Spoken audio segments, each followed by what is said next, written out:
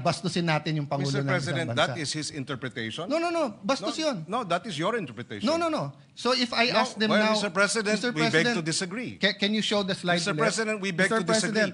The Department of National Defense has issued a statement condemning China's remarks, Mr. No, President. we're not talking about... Mr. President, if you look at the DFA, it was also telling Tariela, but not directly. It says... It was saying, follow the decorum, Mr. President. Mr. President, kung ganyan ang stand natin, then my staff now can show a meme of you. Mr. President... Mr. President, dito ba sa... Let me ask that question. Mr. President, I am not from China. Why will they put a meme? Why will your staff put a meme? No, it's not about China. It's about decorum. You're comparing apples and oranges, Mr. President. No. You are simplifying Session what is is a suspended for 1 minute. complicated international... We are more than willing, Mr. President, to answer... Good afternoon, Mr. President, and to our esteemed colleague, Senator Kiko Pangilinan. May I have the privilege of asking some clarificatory questions to the one of the principal authors and the distinguished gentleman from Pampanga and the rest of the Philippines. Most willingly to our minority leader and the gentleman from Taguig and Pateros. Yes. Thank you. Mr. President, with the permission of Senator Pangilinan, may I start by asking just some preliminary questions, just to set the tone and the environment. Let me start by saying that the gentleman is a friend. He helped my sister a lot when she was the first time she ran for the Senate. In the last 10, 12 years, we have not agreed on many things on politics between me and the gentleman. Yet we have worked on many things together. Both of us had the privilege of being in the cabinet, him during as presidential advisor on agriculture, myself on foreign affairs. But the most significant thing is that we are brothers in Christ, correct? Amen. Yes. So I take that as a yes, the amen. So as brothers in Christ, we both believe that Jeremiah 29:11 is true. When God said, "For I know the plans I have for you, plans to prosper you, not to harm you, plans to give you hope in a future," that refers to the Philippines, as it refers to other nations, correct? That is correct. Yes. And part of the future and hope that God is giving us is also to secure our territory. Am I correct there? That is correct. Yes. And also to secure the benefits of our sovereign rights. That is correct, Mr. President. And of course, kasama rin po doon yung responsibilities natin sa sovereign rights. For example, managing the ecosystem in the West Philippine Sea, South China Sea. That is correct, Mr. President. Mr. President, I know the answer to this, but let me ask it anyway. The gentleman from Pampanga, being from a city councilor to senator of this republic to a cabinet member, you do share the view that sending millions of Filipinos out of the Philippines because there's no work here is not sustainable. We have to come to a turning point where there are quality jobs in our country, correct? That is correct, and I believe agriculture and fisheries modernization would be key to bringing our overseas Filipino workers back because that will be sustainable economic growth should we focus on agriculture and fisheries, Mr. President, as a path to modernization and sustainable economic growth. Actually, the gentleman answered my follow-up question because my follow-up question was that precisely that I know his passion for agriculture. I think that's been a, 15, 20, 25-year passion of the gentleman. A decade and a half. About 15 years. And of course, fisheries. Very, very much underestimated yung potential ng fisheries. Of course, we can expand that to sana bumalik yung manufacturing. Sana ang ating pong mga creative, no? Whether yung mga gumagawa ng games, whether po yung ating mga fashion designers, whether po yung ating visual artist or yung mga painters, sculptures, sana magkaroon ng break worldwide and that would also bring in the income and hopefully less sending of Filipinos abroad. Yes. Yes, agreed. So having said that, but while we do have more than 10 million Filipinos abroad, you do agree that it is our responsibility to look after their welfare. While they are there, the millions abroad, and I know the answer is obvious because the gentleman has also stood up, no, to protect and to defend our That is correct, our Mr. President. OFWs now. And one way of protecting them is through diplomatic ties, correct? Definitely, Mr. Yes. President. So, Mr. President, would it be possible to have a problem with another country in one aspect of the relationship, but continue to grow your relationship on other aspects, no? So, for example, you have a dispute on trade, but in terms of migration, you have very good agreements. In terms of scholarships or people-to-people relations, maganda yan, di ba? So, pwede po ba yun? Pwede ho bang may alitan, may dispute tayo sa isang country, pero maganda pa rin ang relationship natin? In other aspects, Mr. President, yes, that is possible. In fact, the issues, for example, of Japan and China, with respect to territorial disputes, is separate and distinct from their trade relations, Mr. President. So yes, these disputes can coincide with healthy relations in other aspects of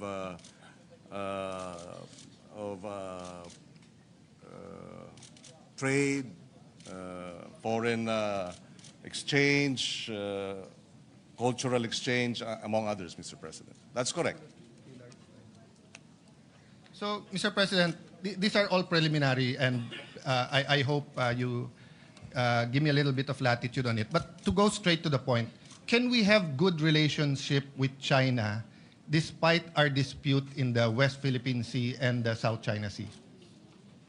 Up to a certain extent that, yes, definitely, we hope we could be able to distinguish between our territorial disputes as well as, for example, our desire for greater trade with China. Mr. President, we'd like to see something like that, yes.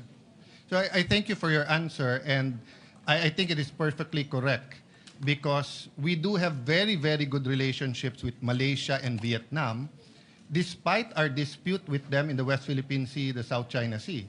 In fact, sa Malaysia, we have two disputes. We have dispute in the West Philippine Sea, but we also have dispute about Sabah. That's correct. No? Of course, they do not recognize that we do have a dispute regarding Sabah because as far as they're concerned, there was a UN referendum and that's done, di ba? So there can be a dispute despite the fact that the other side says walang dispute, tapos na to. Well, yes, definitely. Yes.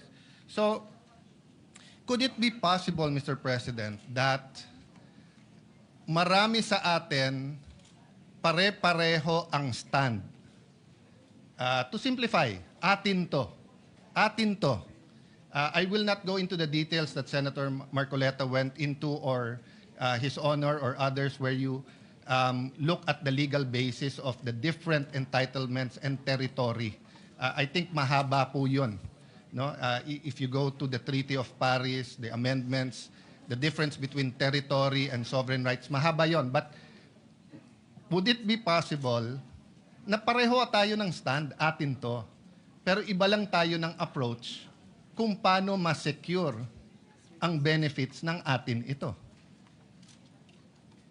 Well, definitely, Mr. President, we are in a democracy. We can agree, but at the same time have differences in approaches, Mr. President. We can agree on a fundamental principle that the exclusive economic zone, for example, of the Philippines has been ruled upon. We can agree that the arbitral ruling is a victory for us. but we can also disagree in terms of how to move forward in approaching China with respect to other considerations, or other concerns, Mr. President. So, President, let's go a little bit to the arbitral ruling in a while. But thank you very much to the gentleman, to the principal author, Senator Kiko, especially Senator Bam, who we worked closely together in the previous Congress, in the Rules Committee, yourself. We can disagree on language, on culture, on approach, maybe even strategy, but I don't want to go into strategy because the other countries are watching. No, Malaysia, Vietnam, China. We have a joint strategy with ASEAN, which is quite common knowledge, but then ang problema when we talk about strategy in public, nakikita din nung kabila. But I guess there will be parts of it that we will nadadaanan natin, Your Honor. But if ever there's something deep about the strategy na dapat hindi in public, please just correct me, or I will state that I will not discuss on that matter because I don't think it will be in our interest to do so. But I want to dwell muna dun sa point that we can agree and disagree. We can love the Philippines, protect our territory, secure the victory under UNCLOS, under the arbitral ruling, under international law, but yet magkakampi tayo. Pero kasi tignan nyo tong article na to. Sabi po nung dating secretary ng Presidential Advisor on Political Affairs, hold the Chinadors accountable. So, as far as he is concerned, anyone who did not sign the resolution is pro-China. I dare ask, do you agree, Your Honor? I do not agree. In fact, I manifested when we sponsored the measure that the final determination of whether you are for or against the resolution is not in the being an introducer, Yes. but in voting whether for or against the resolution, which comes after. Thank you for that, Mr. President, with a little bit of modification. Because if the resolution was like the resolutions in the 19th Congress, that was explicit on the Philippine official stand, then we will be unanimous. But the resolution is on statements, not on our stand. That's where, personal ko to, this is not the whole minority. Yun ang gusto kong linawin. Ang resolution na to ay tungkol sa sagutan ng mga opisyal ng Pilipinas at ng top diplomat na nandito sa Pilipinas ng China. As far as I'm concerned, hindi to tungkol sa stand natin. But this is the incredible thing, Mr. President. I remember the time that I hanged out a lot with Senator Lacson. Doon ko natutunan na sa House kasi wala or iba yung terminology. Sa Senate meron OB, official business. So kung may session tayo, pero let's say may international conference, OB ka, official business, di ba? Or we don't allow hearings na kasabay nung plenary, but if there was something in Malacanang, between the House, the Senate, or the Judiciary, the Senate, Malacanang, pwede ka magpa-OB. But there is another kind of OB, yung opportunistang balimbing. No? What do I mean by that? May I ask, Mr. President, honored gentleman, are you familiar with the stand of Secretary Llamas regarding the West Philippine Sea? It's okay if you're not. I'm just wondering if you're familiar. I'm not familiar, Mr. President. Today, he is one of the most ardent voices, the most firm voice about confronting China. At yung hindi mag-confront sa China ay Chinador or pro-China. That's a funny thing because before the arbitral ruling was filed, he sought me out. Sabi niya, Alan, mali approach ni Pinoy. Dapat kinakausap ang mga Chinese. Kung gusto mo, i-set up ko yung meeting between you and the Chinese ambassador. And he did.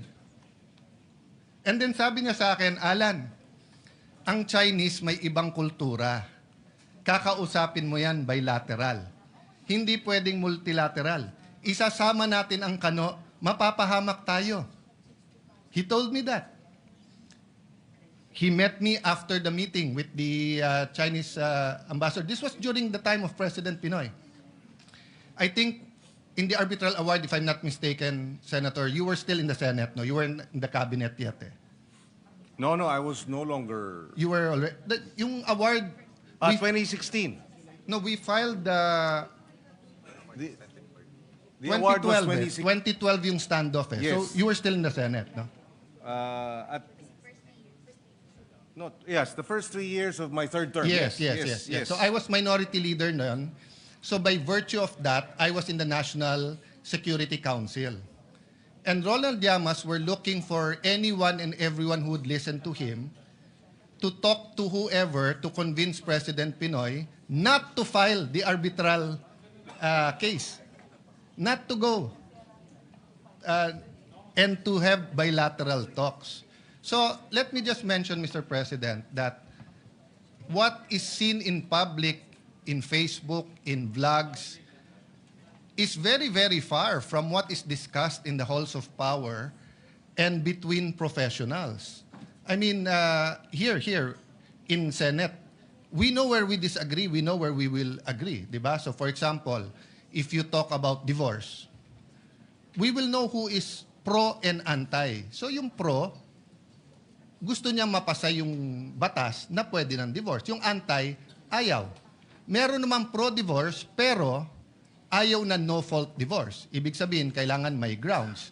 So, masalimuot ang issues. No? Anong point ko doon, Mr. Chairman, Mr. President, dear Senator Pangilinan? A issue this complex, we should simplify so that people, especially students, would know that, we shouldn't be, dapat walang divide and rule, dapat hindi tayo magpabaya, dapat always tayo on guard.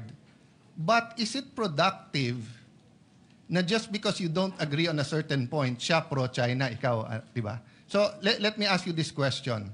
Can you be pro-Philippines without being anti-China? Well, that's a general proposition, so I will have to answer with a qualification, Mr. President. That's okay, Mr. President. Yes. Ito naman, opinion lang naman natin dalawa.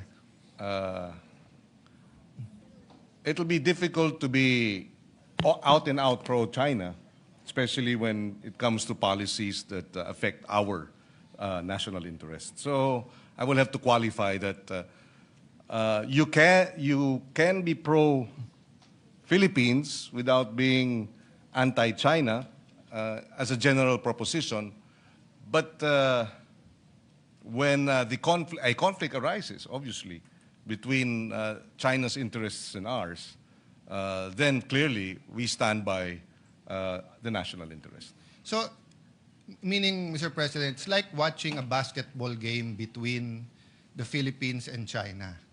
I'm pro-Philippines, and then in the game, of course, I will cheer for the Philippines, but I don't hate China. Di ba? Pero dun sa specific interest natin, so for example, if I have to negotiate a trade deal, I will be pro-Philippines. Di ba? Now, if it can be a win-win, why not? No? So ang point ko lang, Mr. President, unlike electoral politics, which is a zero-sum game, meaning if Senator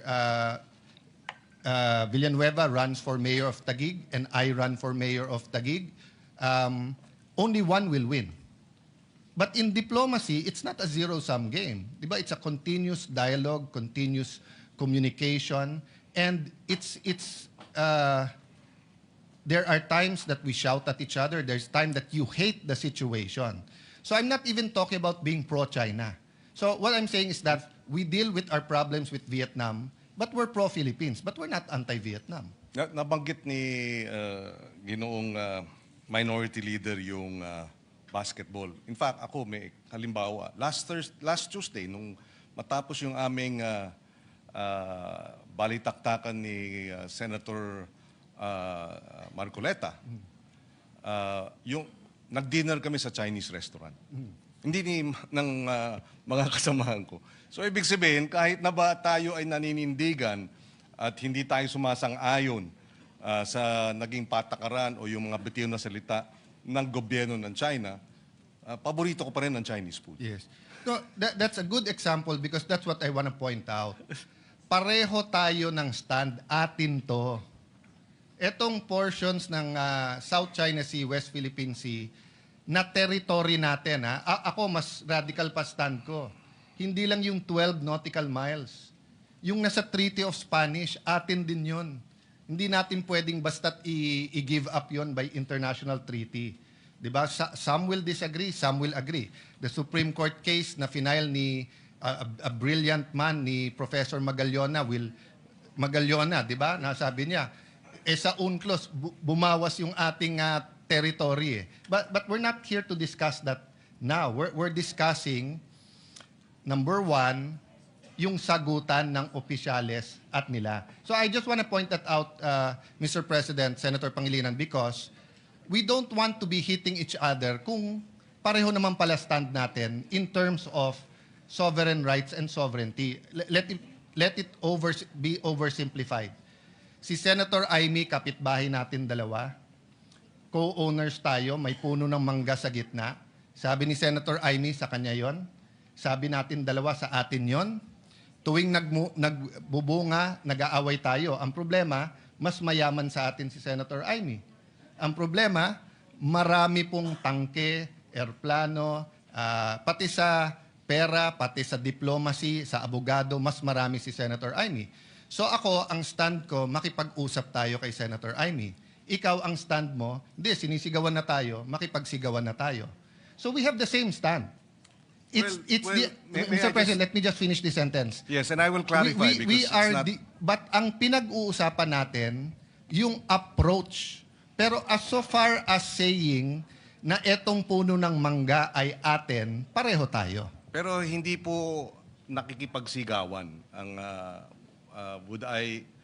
I would not describe yung position taken by this representation as nakikipagsigawan. In fact, maganda yung point ng minority leader, yung kanyang paghahambing na sila, ang China, maraming baril, maraming resources, maraming armamento, etc.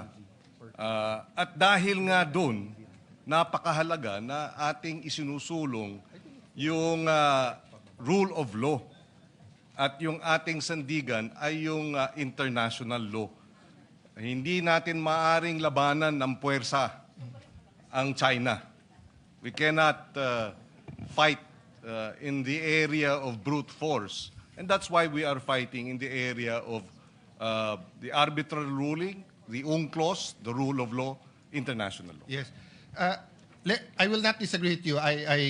When I said sigawan, it was in the context of magkapitbahay, etc. Because, Mr. President, President Aquino and President Duterte had very different approach.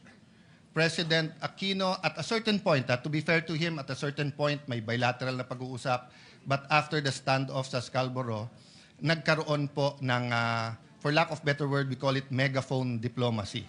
Diba? Yung maingay sa media.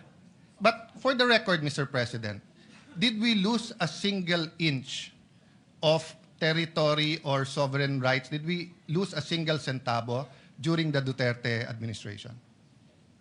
Well, according to the Department of National Defense, because this was tackled during the interpellation last week, that despite the Duterte administration's positioning, the harassment did not stop.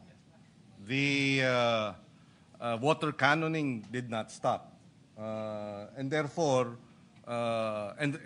this is the situation, Mr. President. Hindi naman tumigil yung paghaharas. Hindi rin tumigil yung pag-water cannon. Mr. President, we'll speak about that.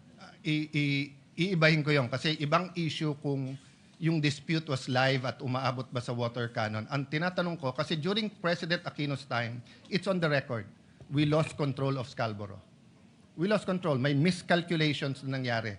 Instead of sending a Coast Guard ship, we sent a military ship, Navy, a gray ship, and then nagkaroon ng standoff and then kinontrol ng Chinese. So when President Duterte took over, that's what we had to deal with, the threats that it will further escalate.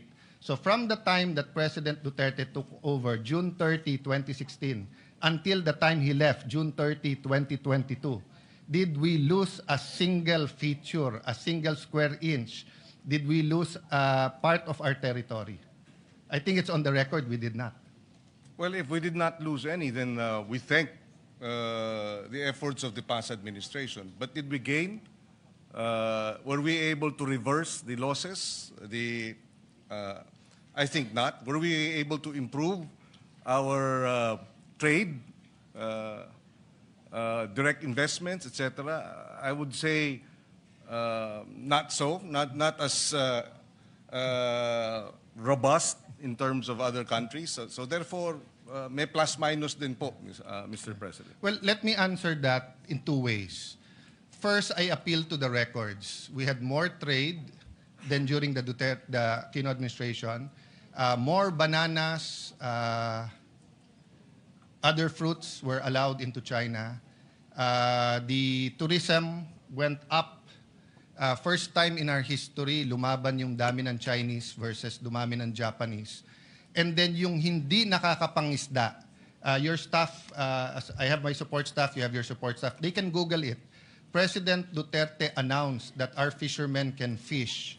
Hindi lang pwede sa loob ng lagoon. And pati yon meron dahilan because spawning grounds yon eh. So hindi dapat mag-fish dun sa loob. Long story short, hindi nakakapag-fish nun. Did we gain? That is now the challenge of the Marcos administration. And that's why I have not commented whether I'm for or against because his national security team knows more of what's happening on the ground. And ongoing pa yung kanilang strategy. Do I hope that they will gain? I think there are some gains in the Scarborough. Of course, I hope that they will gain. Kaya nga ulit-ulitin ko. Pareho stand natin, atin to eh. Yung approach natin ang iba. And tayo, nakakapag-discuss tayo, I will agree with you or disagree, you will disagree with me, but I will not call you hypocrite, pro-China, anti-China, anti-Philippines, ganyan. Because precisely, you know, when I was in the Foreign Affairs Department, question ako ng Malaysian, Indonesian more of curiosity at Vietnamese. Bakit ganito yung strategy? Because nakikinabang sila sa strategy natin pag tayo maingay. But I got the shock of my life. Why? Because when I actually became Foreign Secretary, the funds from the United States for the South China Sea, mas malaki ang nakukuha ng Vietnam kaso sa Pilipinas. Ginera nila ang Vietnam, tinalo sila. Tayo, treaty ally, mas malaki. Ang before the administration of President Duterte, binigyan ng same kind of ship or seacraft ang Taiwan sa Pilipinas. Yung sa kanila may weapon system, may communication system. Sa atin walang weapon system. So Mr. President, what I'm saying is that pareho tayo ng stand. Pareho natin mahal ang Pilipinas. Pareho natin gustong makinabang ang bawat Pilipino, ang anak ng anak ng anak ng anak ng anak natin. You know, President Cory, in her visit to China, actually started the discussion on this. So it's not new, no? So if you have comment, Mr. President, then can I have just a few more preliminary? Go ahead, Mr. President. Just very quickly on the Scarborough Shoal incident. Precisely because of the Scarborough Shoal incident, the Aquino administration proceeded to file the case before the International Tribunal a few years later. I think yes. 1 year or several months later. And we won, thankfully. Yes. And in that regard, we placed on record that the 9-dash line of China is illegal, according to the UNCLOS, that they're setting up, building destruction of the reefs, and building artificial islands and runways was violative of our EEZ, and that alone gave us a strong footing so strong in the sense that moving forward, several years later, about 60 countries have recognized the 2016 ruling that favored precisely the Philippine position and counting. So I'd like to think that yes, that incident in Scarborough was most unfortunate that it led to that, but because of that incident, we, as a smaller nation, decided that the way to addressing the challenge of a bigger nation, more powerful nation, is by way of the rule of law, by international law. Yes, Mr. President. But there were many things that happened in between. One, we made the mistake of sending a gray ship. Number two, if the records I read is correct, we made the mistake of relying on back channeling and an alleged, until now, walang confirmation o denial, kung totoong nag-mediate ang Amerika at sinabing pag umalis yung ships nyo, aalis din yung Chinese ships, umalis yung ship natin, hindi umalis yung Chinese ship. So I leave that to history to judge. But one question on the arbitral ruling. Is it a total victory o meron din parts na nagka-problema tayo? Well, there is this concern that, which was already raised previously, that because the Kalayaan Group of Islands is not within the EEZ rather, then it creates some questions regarding our sovereign rights and sovereignty over the KIG. But it can be argued that in the same way, for example, Guam is not within the EEZ of the United States, it is still U.S. territory. Medyo exhaustive naman po ang inyong talakayan ni Senator Marcoleta. I'll just try to summarize it in one line. Yung nangyari kasi doon, claim natin na China cannot claim a group of features as one unit that, what's the right word, that generates entitlements and rights, di ba? But tayo, claim natin yung KIG as a group. That's why last minute lang nalaman nung lawyer natin. So, but as I said, exhaustive kayo. But maraming hindi nakakaalam, and I think this is where it's upsetting to scholars. Because I got the shock of my life. Before I went to DFA, I attended seminars, international seminars. Ito yung mga track 2, mga professors. At tinanong nga ako ng isang professor, "Sir, did you win the arbitral award?" Of course, sagot ko yes, but I knew it was sort of a trick question. So he asked me, "Sa Scarborough Shoal, didn't you used to arrest Chinese fishermen?" Yes. Oh, didn't you used to arrest Vietnamese fishermen? Yes. O ano ba ang sinabi sa award?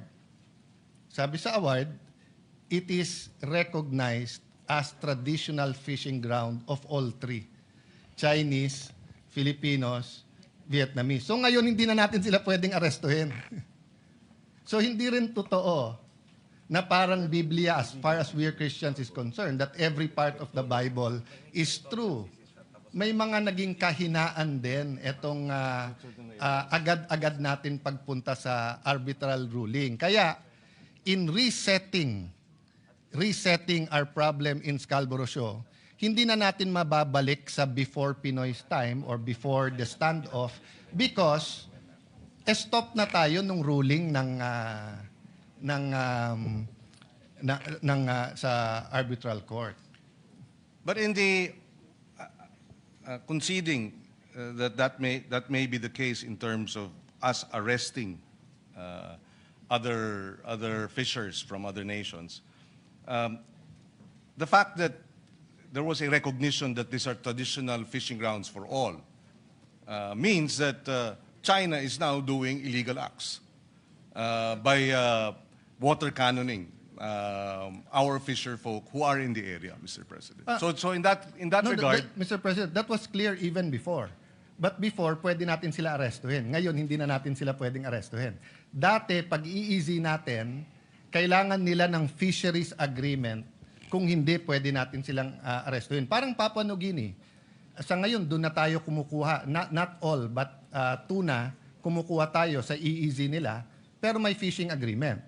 Sa ibang parts ng EEZ natin, we can still arrest. Yes. But not in Scarborough. But that's not my point. My point is, we can discuss soberly as patriotic Filipinos how to navigate this and secure our territory and also benefit from all of this, from our sovereign rights, di ba? Without saying you're pro-China, you're anti-China, Chinador ka, etc. No? And the funny thing is, Mr.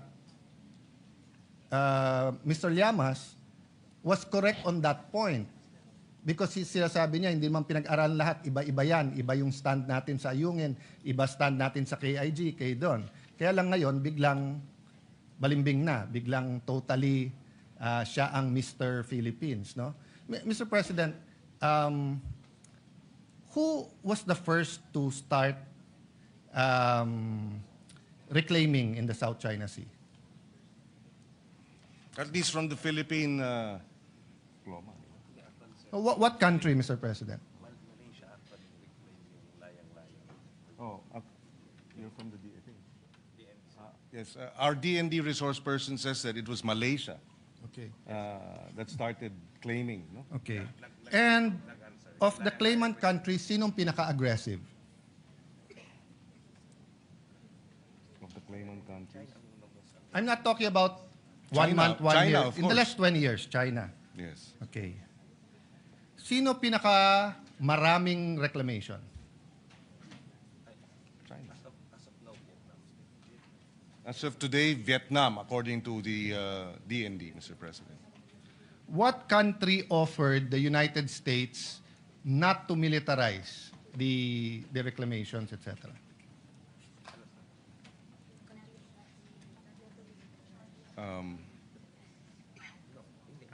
Actually, Philippines was the first, but President Ramos was the first to say not to militarize that. Ramos. Yeah, before. Yes, according to our resource person, it was President Ramos who first Okay. requested not to militarize the area, Mr. Okay. President. Not bad yung taga-DND, sir. You got 1 out of 4 questions correct. Not bad. The first to reclaim was Vietnam. The most aggressive to reclaim and most islands is Vietnam. Yes, that's correct. The most aggressive is Vietnam. The country to first propose to President Obama not to militarize na hindi tinanggap ng American government is China. President Xi was still vice president there. It's recorded in many, many books. I recommend you read yung kay Mahubani, a great diplomat, a great professor of the Lee Kuan Yew School of Government. No? Instead of saying yes, they continued to send their Navy ships because of the freedom of navigation. And China reacted the same way that U.S. reacted to missiles on Cuba. No? So the next question, Mr. President, inside our EEZ, sino ang pinakamaraming reclamation? Right now, it is, as I'm made to understand, it is Vietnam. Okay. Sinong pangalawa? Again, according to our DND resource person, China is the second. Okay. Mali po, it's Malaysia. So, tama ako, Malaysia.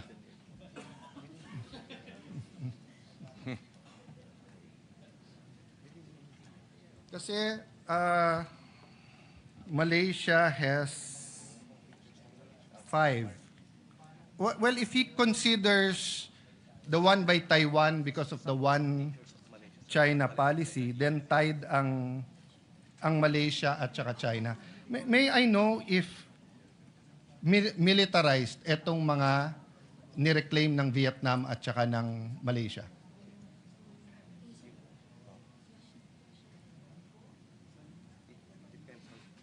Depends naman kung naglalagay ng military homes. Yung sa Vietnam, they have their own military. Yes,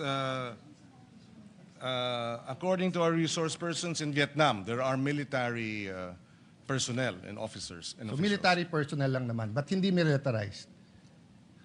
Well, yes, not in the context or not. In the context of the Chinese Yes, not in the relative to. Okay. Ang Malaysia po. Sa Malaysia, sir, may militar and then they also a civilianized island. Similar. They have the military, but they also have civilianized islands, Mr. President.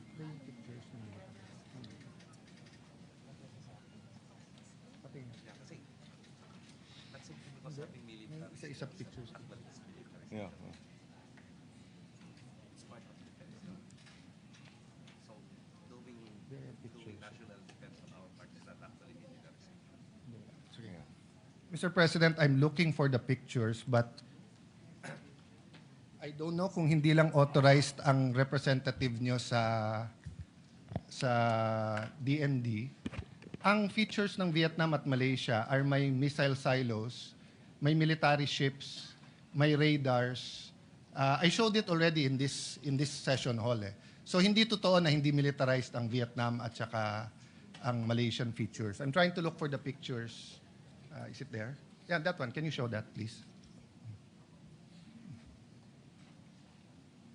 Actually, yung term na militarized kasi hindi Nasa part 2. Mr. President, during the time of President Duterte, while they're readying the pictures, parating inuulit-ulit ni Justice Carpio, pag hindi ka nag-protest, malulusaw, I don't know his exact term, pero maapektuhan daw claim natin.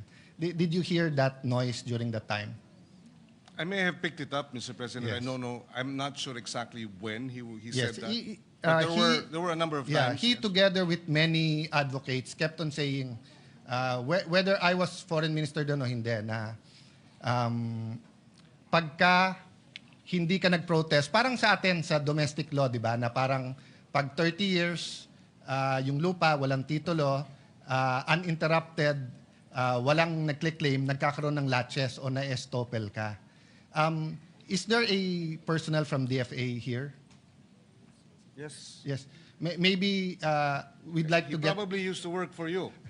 Yeah. So let me ask that question. Is the principle of estoppel or of laches applicable to what we are contesting or what we are fighting for in the South China Sea?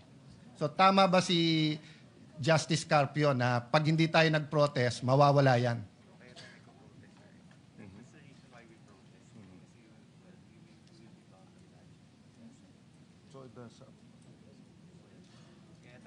As a general principle, the resource person says yes. Latches may, over time, affect our claim, Mr. Yeah. President. Maybe we have to correct that, Mr. President. Napakadelikado ng statement na yon. Alam niyo bakit? Kasi nung panahon ni President Aquino and even during the Duterte time, we did not protest Vietnam and Malaysia. So kung tama yung sinasabi ni Justice Carpio, wala na tayong claim sa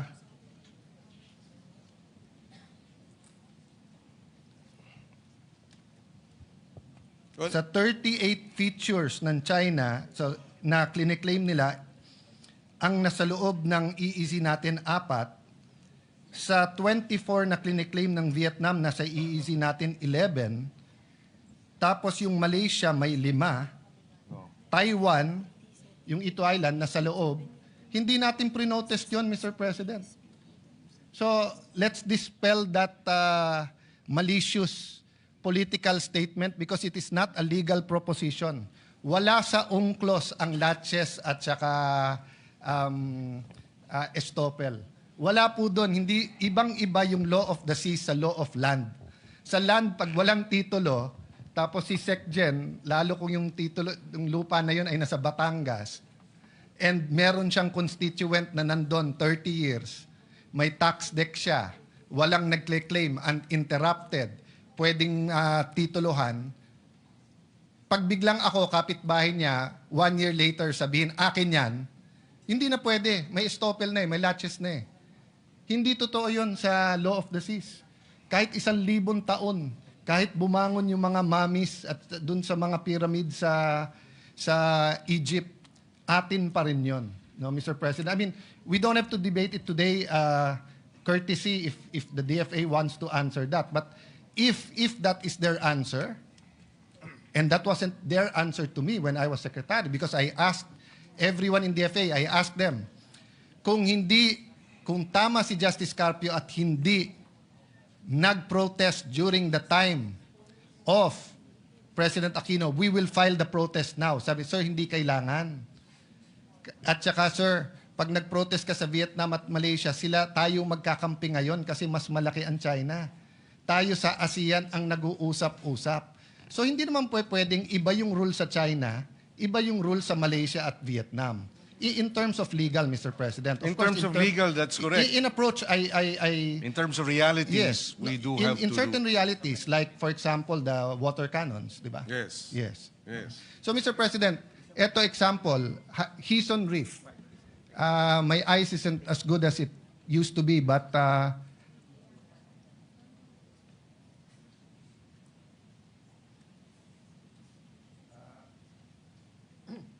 I read the radar, I see the battle tank.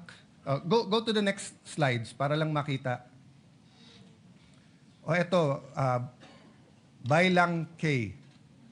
So makikita nyo po dyan, meron pong bunker, meron pong gun shelter, meron pong open, ayan, may battle tank, may lighthouse, may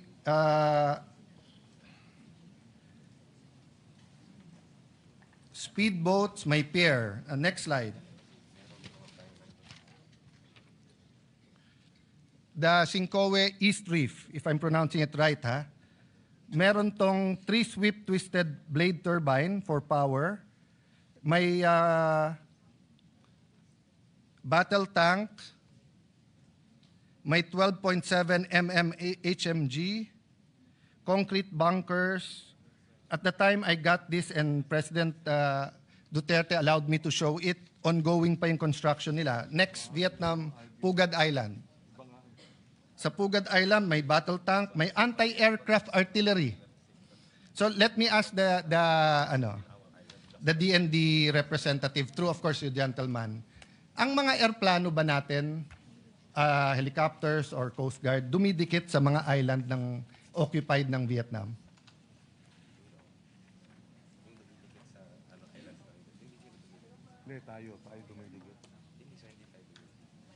Hindi daw tayo dumidikit. Yes. And that is why walang water cannon. That is why hindi natin napapanood sa balita yung you are in Vietnamese territory, move out. Because iniiwasan natin yung sa Malaysia at Vietnam. That's not the only reason, Mr. President. Kasi nga, hindi iniwasan ng China ang Sierra Madre. Sila mali doon, tama tayo doon. I don't contest that. This is my point, Mr. President. We're not being totally truthful to the Filipino people of what's happening sa West Philippine Sea, South China Sea. And as we strengthen to face China, Malaysia and Vietnam are also strengthening. I don't know if the resource person from DND has the information how many submarines does Vietnam have. In the area? There are a number Yes. of... And how many does Malaysia have? also, there I'm are... sorry, sir. I know you don't have it offhand, but enough to say na marami. How many Philippines has? Except, hindi kasama yung kay Chabit na submarine na ginagamit niya sa Ilocos, ha? How many submarines does the Philippines have? According to the DND, we have no submarines, Okay. Mr. President. So, in long story short, we don't really have a strategy except the transparency strategy against China, but more so, we don't have that concrete strategy against Vietnam and Malaysia. Although we're friendly, Vietnam and Malaysia, as seen in all of this, have a strategy against the Philippines. In this last one, tignan mo po yung Quay. Tignan nyo po yung landingan nila, no? Dun sa Pugad Island, Let's go very fast, with your permission, just to show you yung Malaysian. Let's go to the Malaysian. Ayan. So, yan ang example po. Oh. May runways na rin sila. Next slide. Swallow Reef. Next slide. 5 yan eh. So anyway, sige, let's stop there. But the point I want to make, Mr. President, is kailangan natin magkaisa sa issue na to. Atin to. And some want to make it a political issue. Sila pro-China, kami anti. Hindi po. Pare-pareho tayong pro-Philippines. Pero may mga detalye na kailangan pag-usapan natin ng husto. So I'll go straight to the resolution unless you wanna Yes, please. just react. Yeah. To the resolution, Mr. President, is it correct that ang pinagmulan nito ay yung presentation ni Commodore Tariela na may depiction in caricature or whatever the right name is of President Xi sa presentation niya? Ito ba yung pinagmulan nito? Hindi naman, di ba? Even before that. I think that may be one of the issues raised, but I don't think it began with that, Mr. President. No, Mr. President, because bago po yung yung Chinese ambassador eh. So all the disputes with the former ambassador, kung meron man, was covered by the 19th Congress eh. Kompleto naman tayo ng resolution eh. So lumala ito nung nagkaroon ng caricature regarding the president of China. So, saan yung side by side? Pakita mo. So, siguro ito question ko. Let's, with your permission, Mr. President, Senator Pangilinan, let's focus on Commodore Tariela muna, no?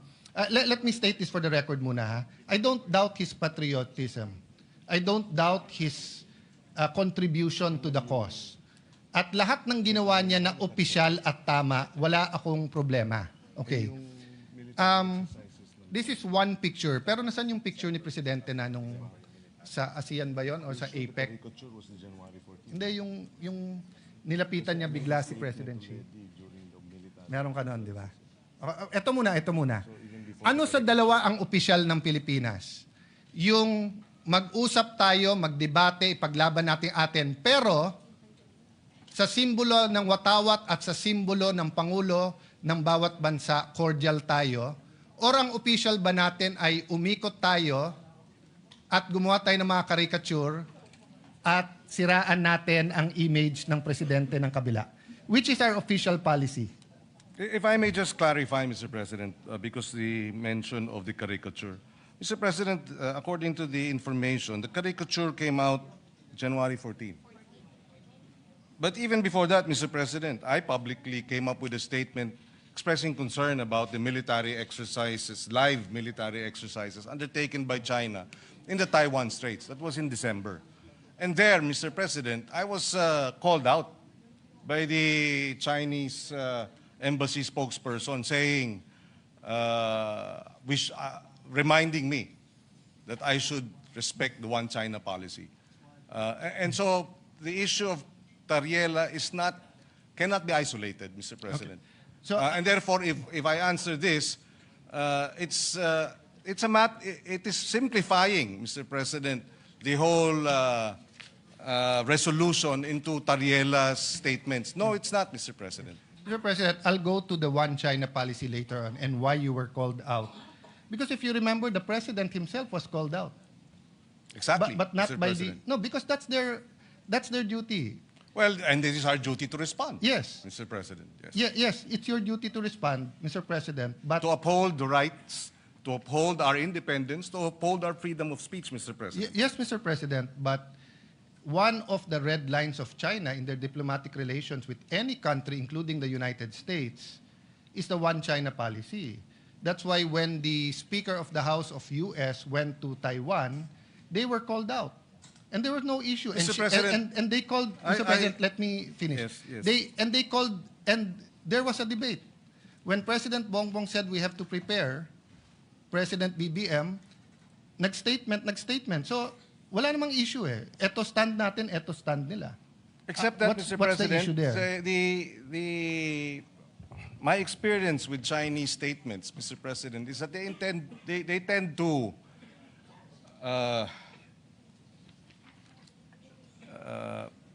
they tend to be inaccurate or they tend to make wrong, false accusations. Mr. President, I was chairperson of the Council of Asian Liberals and Democrats. Our organization was blacklisted by China. And the accusation was that the Council of Asian Liberals and Democrats, of which I was chairperson, was supporting Taiwanese independence, which was a lie, Mr. President. So I've had experience with Chinese public statements that are false because it serves their interests to promote their one China policy. We respect their one China policy. When I expressed concern about the live military exercise, I did not speak about Taiwan's independence, or I did not speak about, at least from my point of view, it had nothing to do with the one China policy. We were just expressing concern that the live military exercises are creating tension and escalating tension in our region. There was no mention of one China policy. And then they come in and then remind me. No, Mr. President, That is a standard reminder because they consider Taiwan and the waters in between to be part of China. So, put it another way, Mr. President. Sa kainitan ng secession movement ng Mindanao, kung may statement ang isang opisyal ng China, dahil nagpadala tayo ng military sa Marawi, hindi ba ang diplomats natin sa Beijing sasabihin din sa kanila, huwag kayong makialam. Kasi one Philippines to eh. Ang Mindanao ay hindi independent. Mr. President, I beg to disagree with the comparison. I think, again, ano yan, Atis at Santol, Mr. President. Iba yung sitwasyon dun sa Mindanao, iba naman ang sitwasyon dito sa Taiwan Straits, Mr. President. Mr. President, that's a very, For example, we have about 200,000 overseas Filipinos in Taiwan. And so these live military exercises are a concern because an accident could lead towards, a shooting war, which we would, for the sake of our Filipinos overseas, we would like to ensure that nothing like that happens. No, I agree with you, Mr. President. And I agree with your statement, and I agree na sana hindi invade yung Taiwan. What I'm saying is it's the duty of their diplomats na sumagot. So if there were 200,000 Chinese in Mindanao, and we had live exercises, i-invade yung Marawi, yung ating diplomat ay aangal pa rin sa Beijing because it's their duty. Diba? But to move on from that, Mr. President, okay. Going back to Commodore Tariela, sa resolution nyo po kasi nakalagay dito in their performance of the official duties. So, tinanong ng ambassador ng China sa DFA, official ba yan? Which is tama and normal. So if in Beijing, yung isang general doon ay maglabas ng caricature ni BBM, ipare-recall natin yung ambassador natin doon pag hindi siya nagtanong, nag-protest na bakit, at pag hindi sinabing official ba yon. Kasi yung Pangulo natin takes effort and time for good relations despite the dispute. Tapos yung general, naka-uniforme pa siya, on official time, will show this caricature.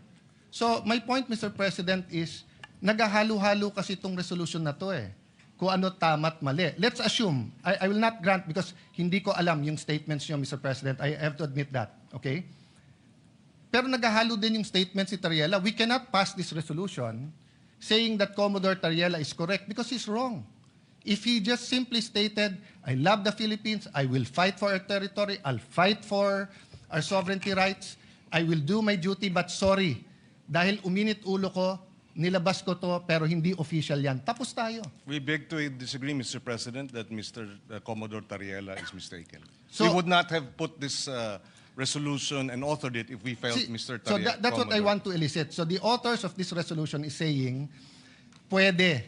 So kung ang official ng presidente is to have certain decorum sa presidente ng China, pwede yung isang general hindi sumunod. Ang sa kanya, bastusin natin yung Pangulo Mr. ng isang President, bansa. that is his interpretation? No. Bastos yun. No, that is your interpretation. No. So if I No, ask them well, now... Mr. President, we beg to disagree. Can you show the slide? Mr. ulit? President, we beg Mr. to disagree. President, The Department of National Mr. President, Defense tignan niyo naman po. has issued a statement condemning China's remarks, Mr. No, President. we're not talking about... Mr. President, if you look at the DFA, it was also telling Tariela, but not directly. It says, It was saying, follow the decorum, Mr. President. Mr. President, kung ganyan ang stand natin, then my staff now can show a meme of you. Mr. President, Mr. President, dito ba sa... Let me ask that question. Mr. President, I am not from China. Why will they put a meme? Why will your staff put No, a it's meme not about towards me? China. It's about No, decorum. You're comparing apples Mr. and President, oranges, no, Mr. no, no, no. President.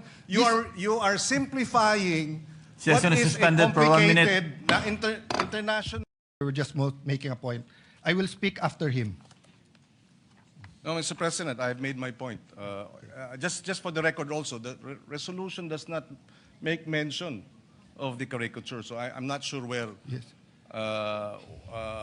where the point of the caricature is being Mr. President. pointed out. I will go there after this point, Mr. President. No. Sir President, Rule 93, acts and language which offend a senator or any public institution shall be deemed parliamentary. From kindergarten, Mr. President, we are taught certain rules. How to address the teacher, how to respect your neighbor, paano i-address yung matatanda, di ba? Ganon din po sa international affairs. You do not mess with their flag and you do not mess with their symbol of authority, their king, sultan, prime minister, or president. That's why in this slide, Mr. President, it is very clear, yung official natin is, despite any dispute, si President Zelensky at President Putin, if you put them on the same room, magkakamayan yan. So that's why the question kay Commodore Tariela is, officially sanctioned ba yan?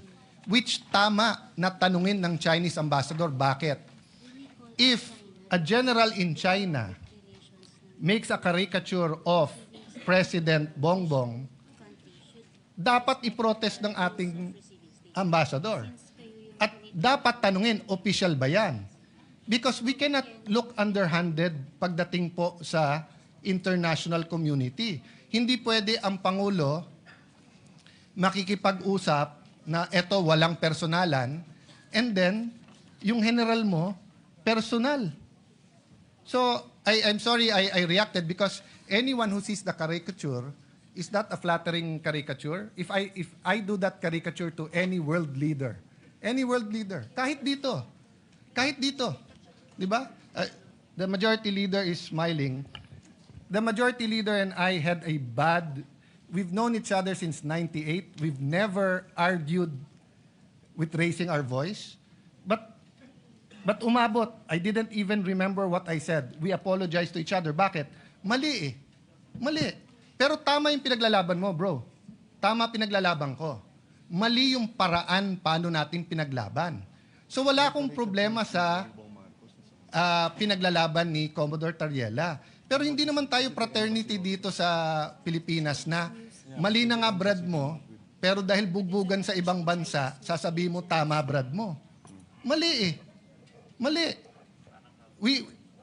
I don't propose a resolution, but the guy should apologize and just say na, tama pinaglalaban ko, pero mali na ginawa kong ganyan. Now, if he wants to do that, he resigns his commission.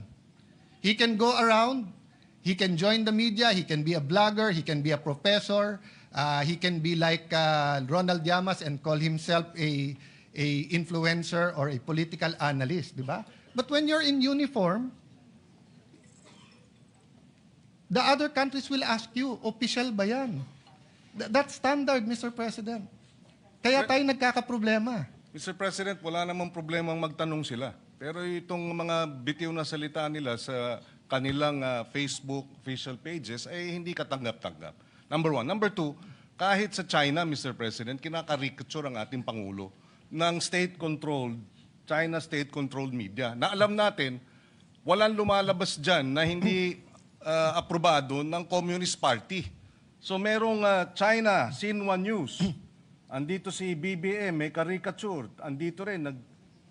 So maliwanag, Mr. President, na they too, through their official channels, Sir President. come up with caricatures, Mr. President. Sir President, yun po, with all due respect, Senator Pangilinan, and dapat ina-advisean ng DFA ng tama, hindi po mangga sa mangga o atis sa atis yan.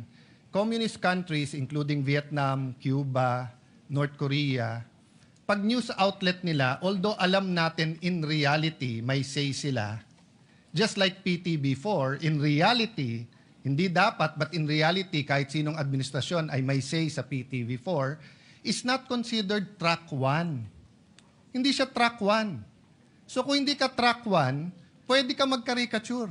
Media yun eh. Kahit na alam ng Communist Party. So if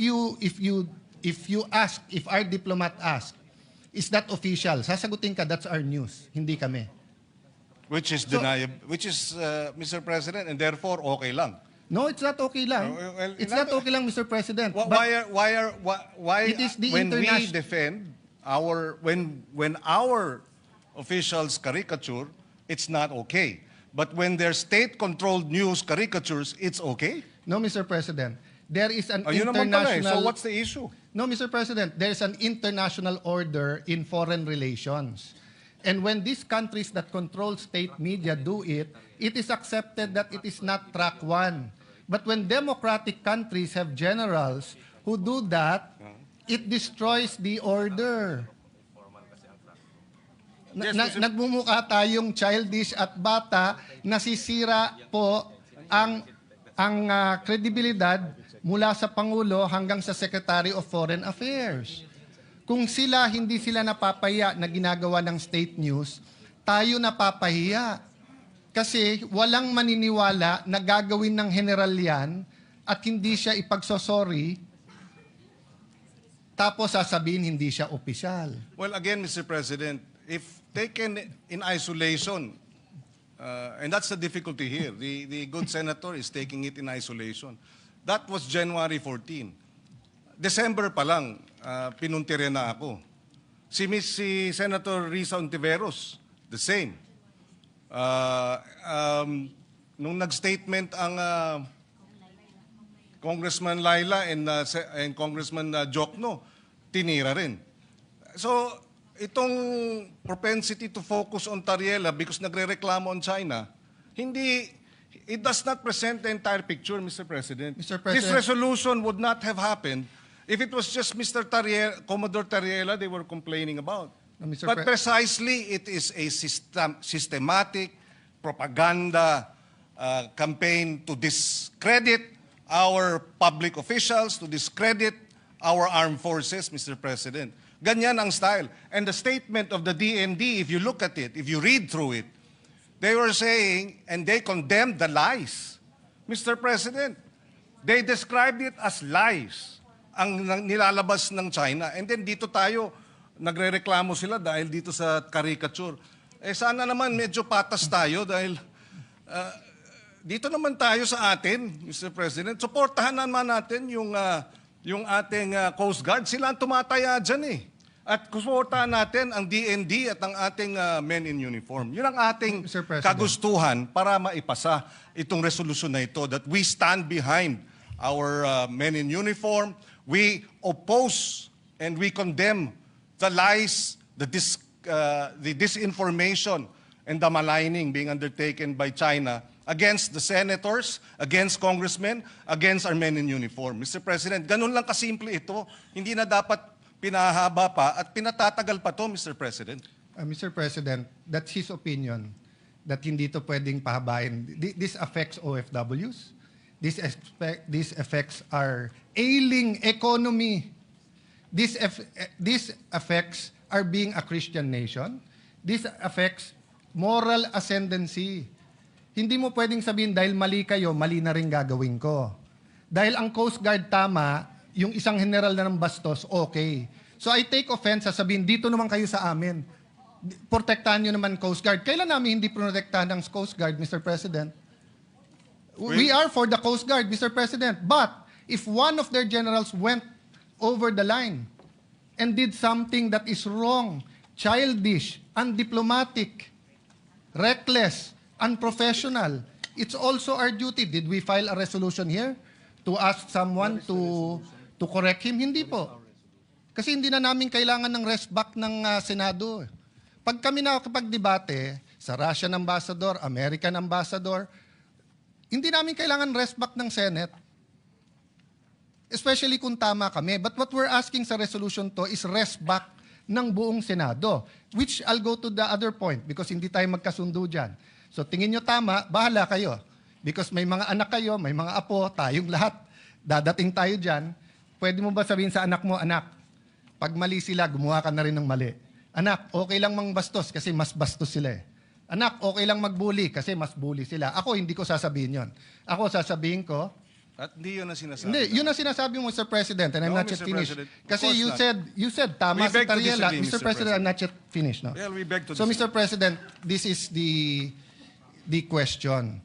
The resolution question statement. Sabi dito, whereas, in response to the public statements of the Embassy of the People's Republic of China, etc., etc., walang naka-attach ko anong statements nila.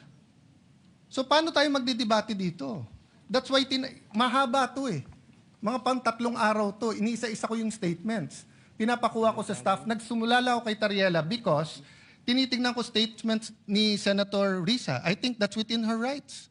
She's been consistent with some of her, I may agree or disagree, but yun ang statement niya. I've been looking at the statement of the gentleman from Pampanga. You're a senator, you're a patriot. But yung kay Tariela, nakita ko kaagad eh. Tama yung iba niyang mga statements, pero mali yung ginawa niya na ganyan ang gagawin mo. Kasi pag ginawa kay President Bongbong yon, regardless kung opposition ako administrasyon, pagtatanggol ko siya. Dahil mali eh. Ang mali is mali. Hindi pwedeng mali sila, mali na rin tayo. Tama sila, tama tayo. May tama tayo niyan. So Mr. President, this is the question. How will we discuss and vote on this? Kung wala naman dito yung statements na kine-question natin. So will the gentleman attach these questions and furnish the members of this chamber? I don't think we ever passed a resolution. Mr. This is just 30 seconds, tapos na ako.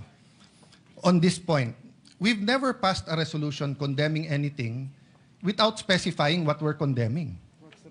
So, pwede bang sabihin, hindi ko gusto yung sinabi ni Senator Marcoleta sa CA. Hindi po. I saw the statement of Senator Lacson. I saw the other statements. Specify nila kung ano sinabi niya. Nakita ko statement ni Senator Marcoleta. Clarify niya. At least malinaw. Eto parang carte blanche na lang. Lahat ng sabihin ng Chinese ambassador, mali. Paano kung sinabi niya, good morning? Paano kung sinabi niya, ni hao? Good morning. Kinokondemn natin yon. Bawal na mag-good morning sa Pilipinas? Oh. You might say it's obvious na hindi yun ang kinokondemn. There's no such thing as obvious. The records of the Senate will bear this resolution and the discussions in this August hall. But anyone can add and subtract if it's general. So which statements are we talking about so that we in the minority, in the opposition, can be able to debate? That's why I started out today by simply saying, pagdating sa South China Sea, sa West Philippine Sea, nagkakaisa tayo, magkakasama tayo. Atin ito, ipaglaban natin to. Pero pagdating sa bastusan, out kami dyan. Kasi yung tama is tama, mali is mali. So ang question po ngayon, what will we do, gentleman from the esteemed senator, gentleman from Pampanga and the author, will you supply us or will we annex or add whereases so that we will see ano ba tong statements na to?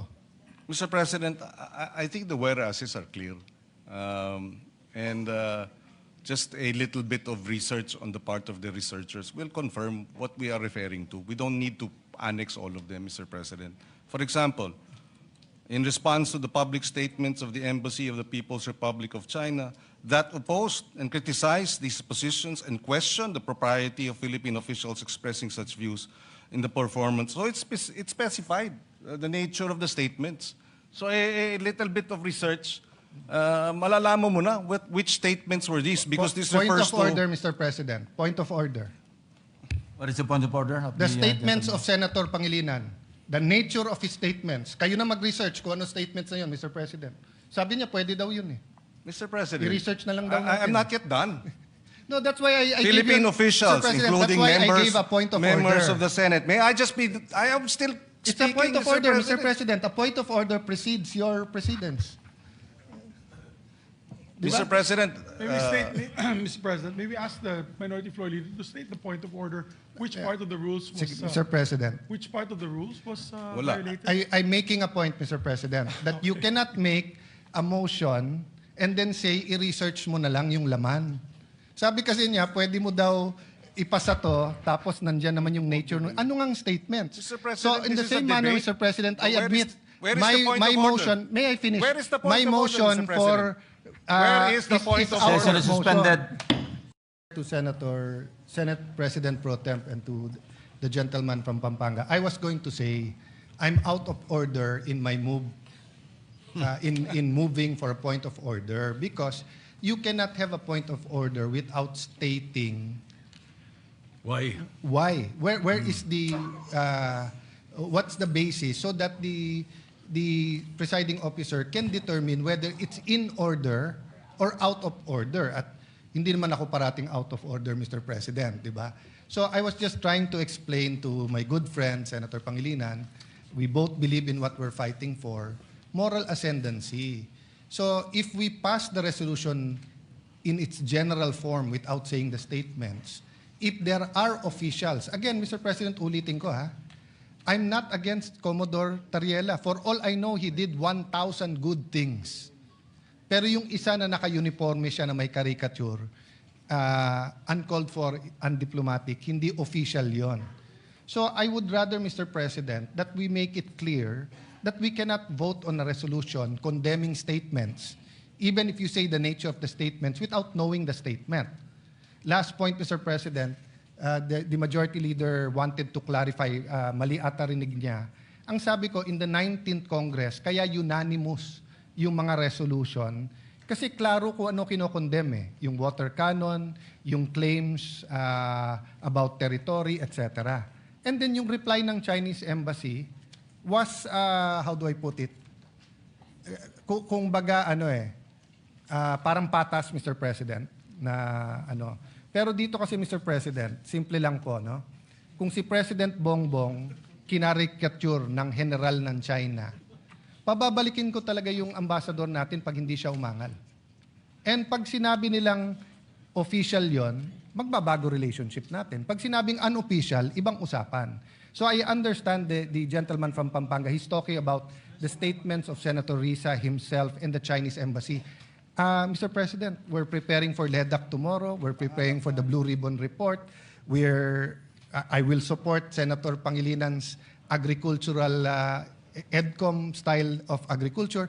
So we cannot take judicial notice, Mr. President. Even in the court, the gentleman from Pampanga said take judicial notice. What that means in court is that hindi mo nasusundin yung... Yes. Point of order. I did not say judicial notice, Mr. President. I don't know where that came from. I stand corrected, Mr. President. But he said obvious dahil sa nature. Hindi pwedeng ang obvious, Mr. President, because the resolution in its four corners should contain what we are condemning. No? If it's not there, it will be a bad precedent. So may I appeal to the gentleman from Pampanga, lagyan natin nung kung ano yung statements. You don't have to put all. We will accede, Mr. President. I will now read a number of statements from the official website and account of the Chinese embassy in Wait, Manila. hold on, Your Honors. If you will be reading it into the records, are you going to put it as an amendment? No, If Mr. you President, are, just for the information of the because instead of attaching it, Mr. President, we will just place it on record so that that will suffice in terms of being able to for provide reference. All for right, reference, Mr. all President. right, let's do it that Mr. way. President, just for comfortability, I'd rather it be an annex or an amendment. Kasi pag binasa lang dito, Mr. President, mahirap eh. Kailangan pagka binunot natin sa bills. Mr. President, it's an appeal. I'm not saying I'm totally correct, but if you look at future resolutions, we want to be able to get the resolution Mr. and be able to judge it in its four corners. Mr. Hindi yung President. bubuksan mo pa yung record. So if we're condemning something, so for example, Mr. President, babalik ta rin ko ha, I'm congratulating the Chinese ambassador. Baka naman i-congratulate ko siya na something na laban. Kahit ilagay ko doon, for his magnanimity. There are different interpretations of magnanimity, Mr. President. So I can shorten my interpellation so we can go to the amendments. But Yes, I was thinking of that. Why don't we terminate the period of interpellation and go into the period of amendments, and therefore place that on record, or an annex or something to that effect? Subject Will to you- style, Mr. President, if the good gentleman from Taguig and Pateros will be willing to adopt this subject to style after we manifest what will be included in the agenda, the addendum, Mr. President. Mr. President, I Because don't... my concern, Mr. President, is the good gentleman, of course, that this is prerogative. If he wishes to request it, that a clean copy be produced, and therefore they can go through it, etc., then we will not be able to adopt it today, Mr. President. Maybe not even tomorrow, I don't know, because there might be another reason for Mr. us not to President. adopt it, Mr. President. All right, Mr. Senator. President, this is not a bill, it's a resolution. So the clean copy, we've done it before on the screen. Yeah, we can do that. Wala now. naman second, third reading, Mr. All right. President. In fact, I'm offering to shorten my interpellation. Interpellation. I just All right. have one or two questions about the whereas clause and the resolution clause, Mr. President. Then, but Mr. President, it's not personal and it's not about this topic. It's really about proper order in the resolution.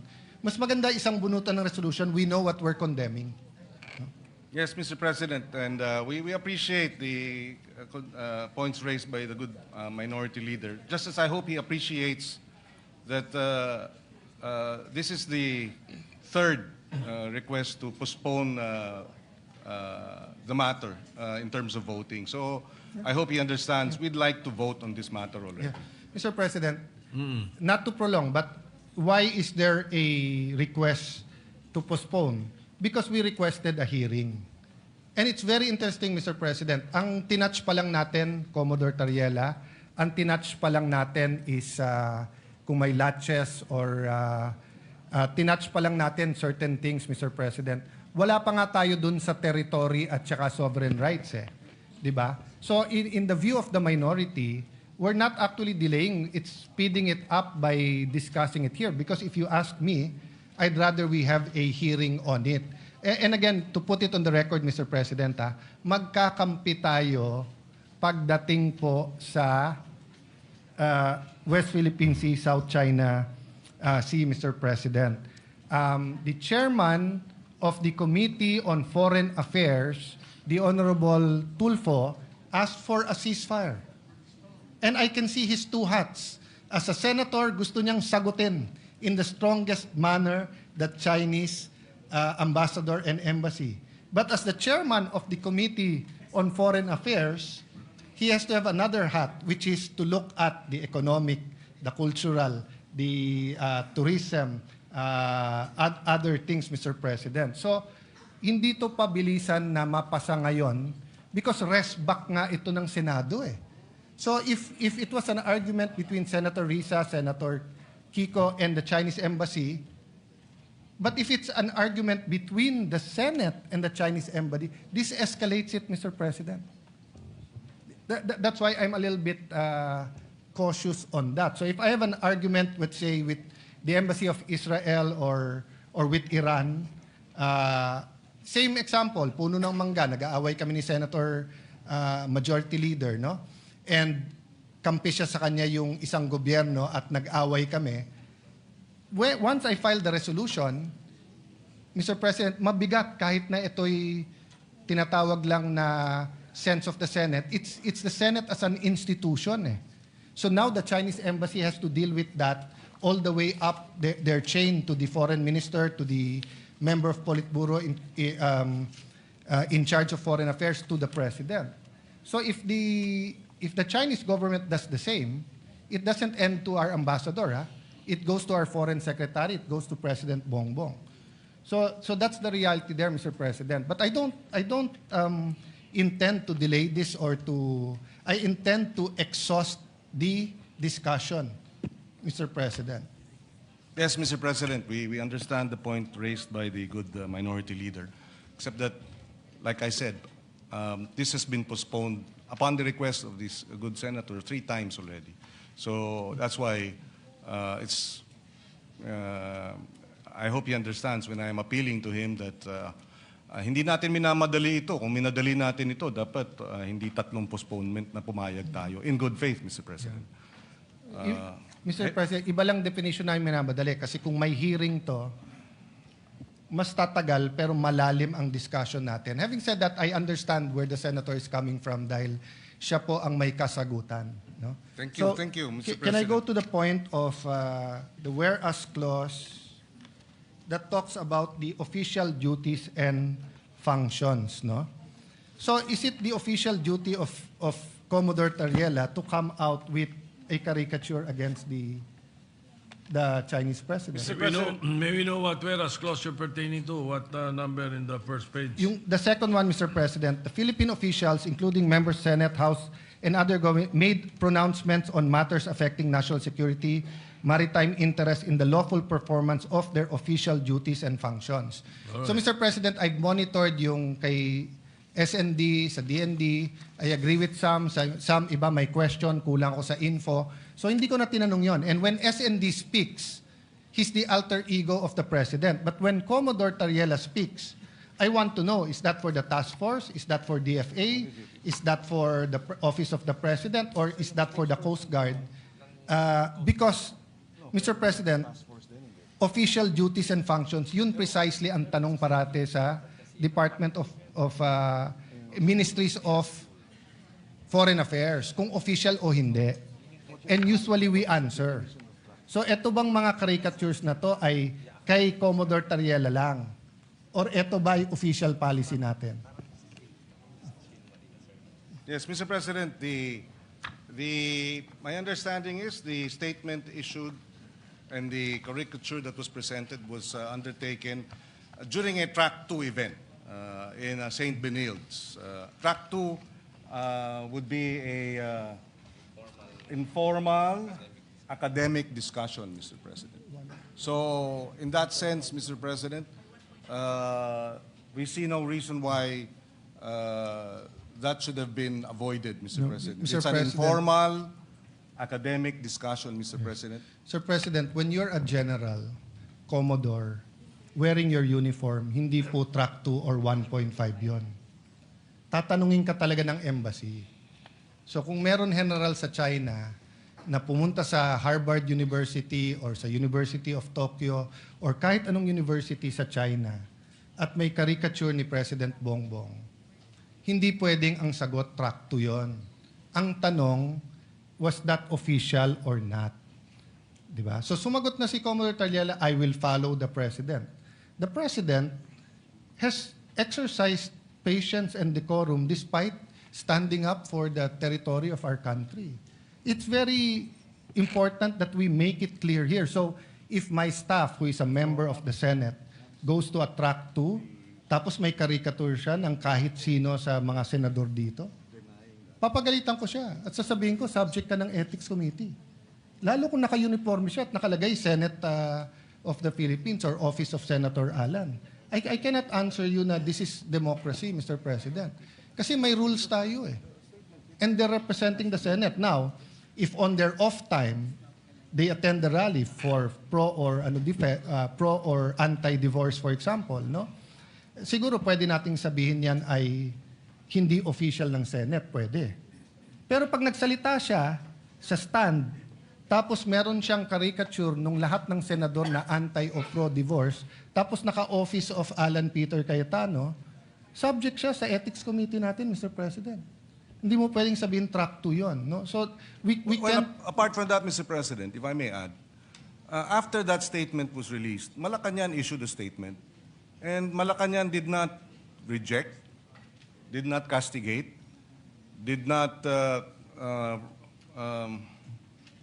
rebuke Commodore Tariela So I will take it as that, Mr. President, na nagsalita ng Malacanang about the issue, and there was no condemnation or rebuke by Malacanang of the statement of Commodore Tariela. So I will take it as that, Mr. President. It is not, it is official, and Malacanang tacitly, impliedly, did not reject it, Mr. President. So we take it as official. Sir President, And if the good senator disagrees with it, as China disagrees with it, then that's he's free to do so, Mr. President. But Malacanang has spoken, and the Commodore Tariela, Malacanang has the president has supervision and control over members of the Coast Guard, including Commodore Tariela. If he found it objectionable, then maybe the course of action is for Malacanang, the Office of the President, to file the necessary administrative cases. Wala naman eh.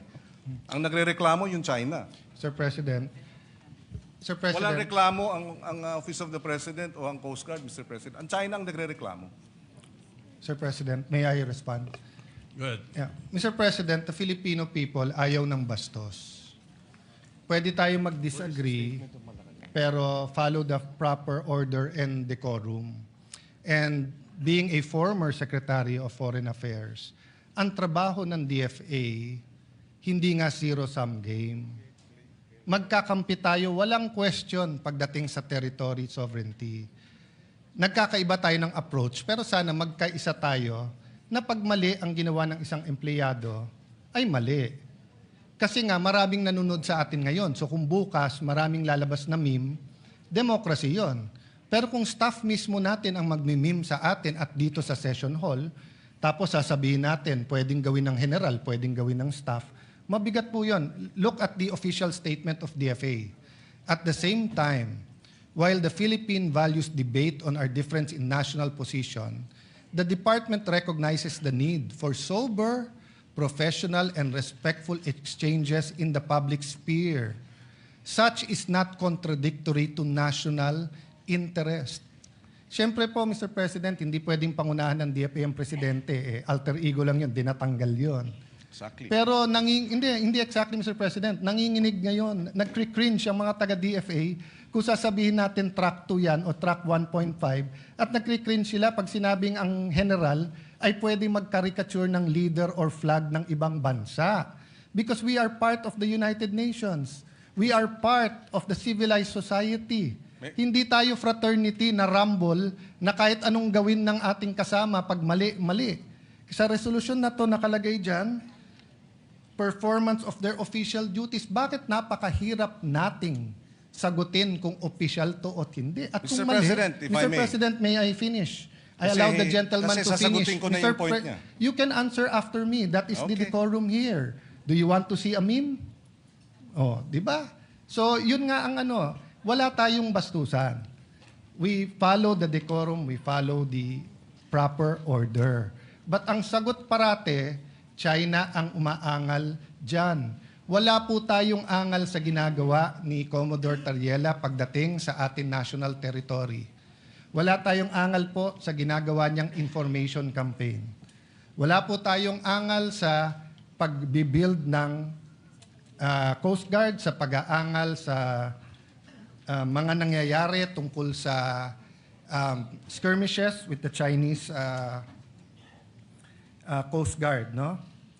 Mr. President, sa Philippine News Agency, January 29, when asked about the President's stance on the West Philippine Sea issue, Yuse Claire Castro said, BBM wants the government to remain firm but in a diplomatic manner. Hindi po diplomatic. Mr. President, Senator Soto knows this. I've been at his side many, many times, but I've been in his face on the opposite side. When I was minority leader, siya majority leader. This is the first time I had the pleasure na siya ang Senate President ko because I was not in the Senate noon.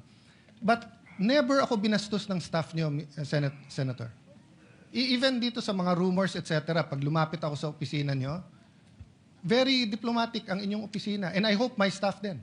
Sinabi ko rin sa staff ko yun, kahit anong away namin ng mga senador, hindi kayo pwedeng makialam.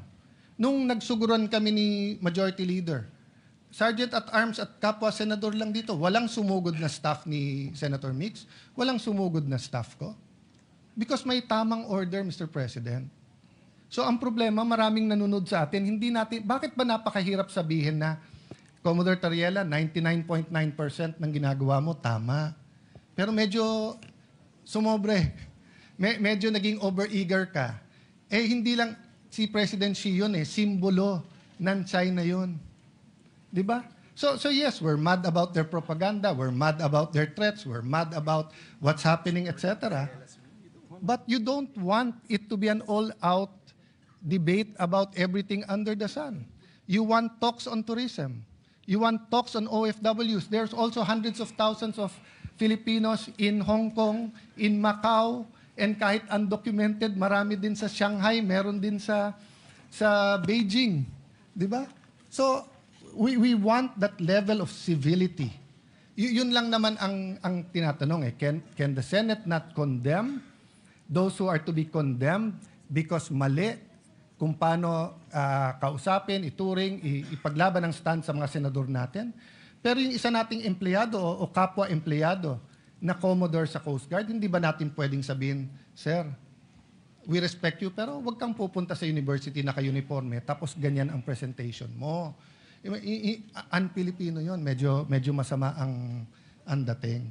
Mr. Yun lang President, naman issue doon, yes, Mr. President. Just to place it on record, para klaro din sa mga nakikinig, walang banggit ni Commodore Tariela sa resolution. Wala. So, hindi ito tungkol kay Tariela. Kasi kung kay Tariela lang po tayo, medyo nalilihis dun sa mas malawig na usapin ng resolusyon. So walang pangalan ni Tariela, Commodore Tariela rito. Number one. Having said that, tinanong ang Malacanang at tungkol nga sa mga bitiw na salita ng mga opisyal. And I quote, when pressed whether the President stands by the statement of Philippine officials on the West Philippine issue, Castro said yes. So whatever our agencies are doing to fight for the interests of our country, that's what the President wants. And that's also what he has ordered.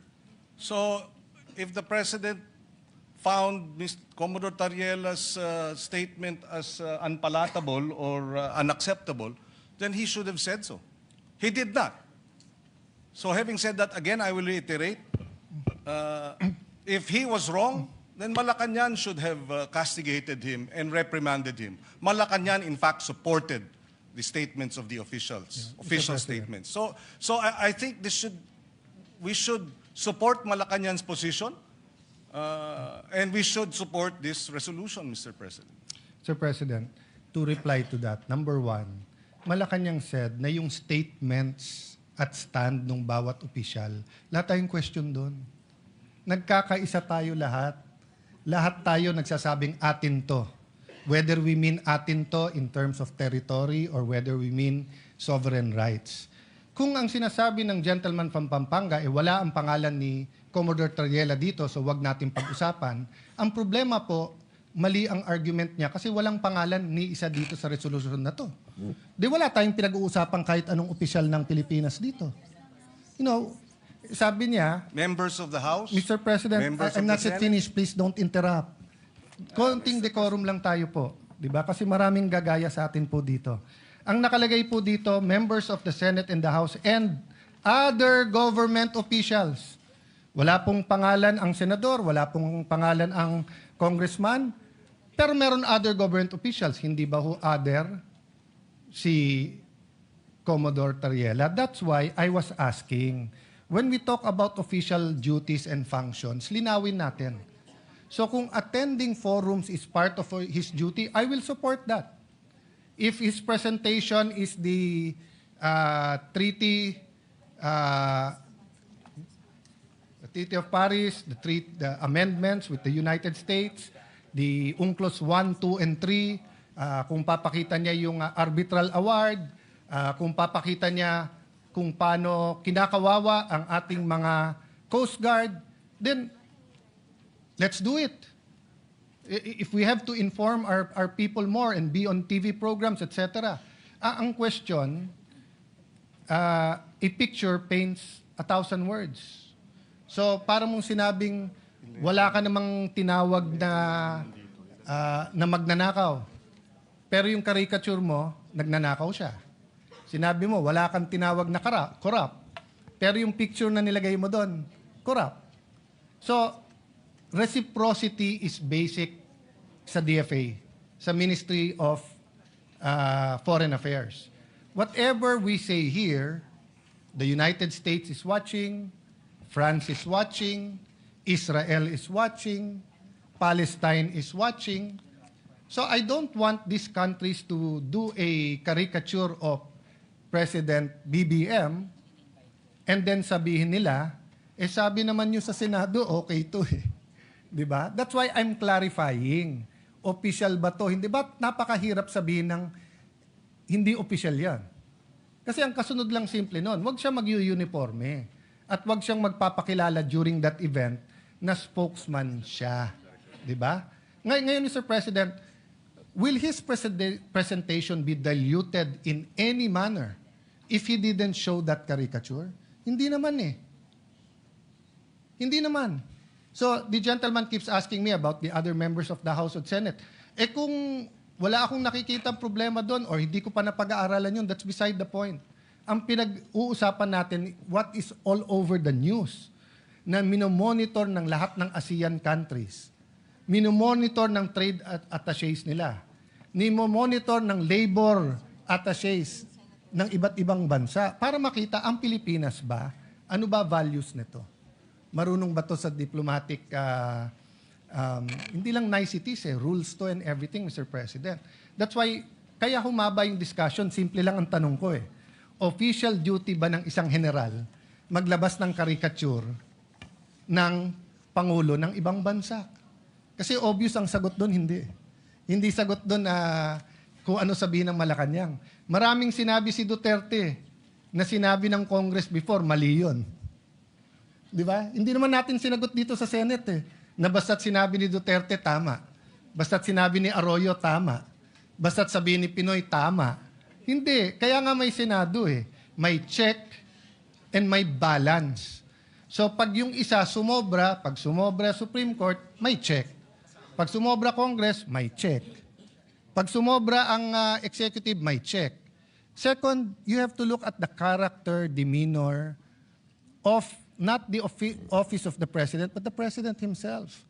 The President himself, hindi niya style to call out employees in public.